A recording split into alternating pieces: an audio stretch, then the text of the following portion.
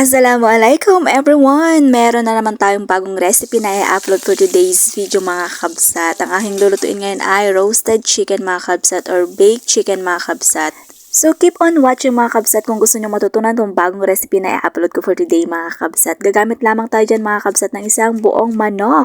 At naghihiwa nga pala ako mga kabsat ng sibuyas para sa ilalagay ko sa loob ng manok. At syempre gigisa ko na yung sibuyas mga kabsat pagkatapos ko siyang hiniwa. Syempre gagamit lang tayo ng mantika mga kabsat and then yung sibuyas na hiniwa-hiwa ko. Yung mga amo ko talaga mga kabsat ay mahihilig talaga sa sibuyas. Kaya naman kapag nagluluto talaga ako mga kabsat ng ganitong recipe mga kabsat, bali ilang beses na din akong nagluto ng recipe na to mga kabsat. At dinadagdagan ko talaga ng sibuyas mga kabsat para naman kasi lumasa talaga ang loob ng manok mga kabsat. At naglagay na nga rin dyan ako mga kabsat ng pampalasa. And then yung gagawin ko palang sauce mga kabsat para sa manok, yung ipapahid ko mga kabsat ay kagaya din ng nilagay ko sa sibuyas mga kabsat. Asin, paminta, turmeric powder, onion powder mga kabsat at paprika. At syempre naglagay nga rin pala ako mga kabsat ng olive oil at naglaga na nga rin pala ako mga kabsat ng itlog. So ayan mga kabsat yung sibuyas. At pagkatapos kong igisa mga kabsat yung sibuyas ay nagluto na nga rin pala ako ng gulay mga kabsat kasi nga naman nag-send sa WhatsApp yung amo ko mga kabsat na gusto din daw niya ng gulay. Kaya naman nagluto ako ng gulay mga kabsat. So eto na mga kabsat yung manok at ilalagay ko na nga pala mga kabsat yung sibuyas sa loob niya. At una ko palang gagawin dyan mga kabsat ay papahiran ko muna yung loob ng manok bago ko ilagay yung sibuyas at itlog mga kakabsat. Para naman malinamnam yung loob ng manok din mga kabsat. Bali ilang beses na din ako nakaluto ng recipe na to mga kabsat. Kaso hindi ko talaga na-videohan nun mga kabsat. And then ngayon mga kabsat at hindi naman talaga ako masyadong busy at ito lang talaga ang gagawin ko mga kabsat. Ay binidyohan ko na mga kabsat.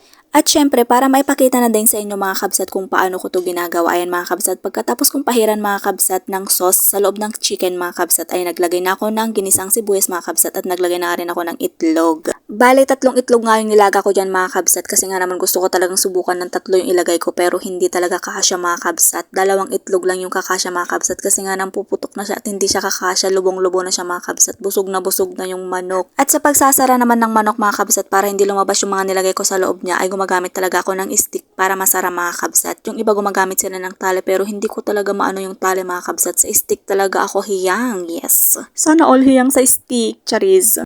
At pagkatapos kong isara dito mga kabsat sa may bandang puwet ng manok ay lalagyan ko dito mga kabsat din dito sa may bandang leeg kasi nga naman yung mga nilagay kong sibuyas para hindi siya talaga lumabas mga kakabsat. At pagkatapos kong lagyan mga kabsat ng stick yung manok ay ayan papahiran ko na siya ng pampalasa or yung sauce na ginawa ko mga kabsat para naman malinamnam siya mga kakabsat. Ayan back to back. Syempre whole yan mga kabsat. Kailangan buong chicken mga kabsat or yung buong manok mga kabsat ay pahiran. At habang hinahanda ko nga pala itong lulutuin ko ngayong araw mga kabsat ay inon ko na din pala yung oven mga kabsat ng 350 degrees mga kabsat para naman mainit mga kabsat pagka nilagay ko na yung manok. At yan, ready to cook na yung manok mga kabsat.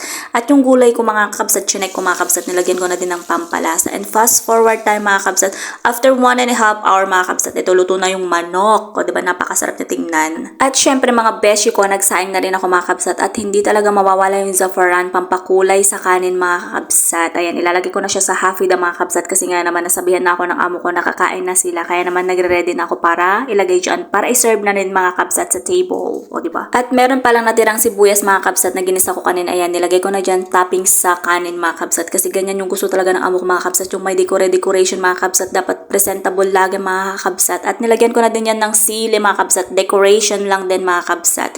At yung gulay mga kabsat, transfer ko na din sa hafida mga kabsat para naman hindi siya madaling lumamig. At ang last na sinerve ko sa kanila mga kabsat ay itong manok. O diba? Tignan nyo naman mga kabsat, napaka-presentable. Sobra mga kabsat yung presentation ko for today mga kabsat. At ang ganda. And then tignan nyo mga kabsat. Ito yung kinalabasan nyo mga kabsat. O diba? Nag-before and after pa ako mga kabsat. So yun lang mga kabsat. Thank you so much.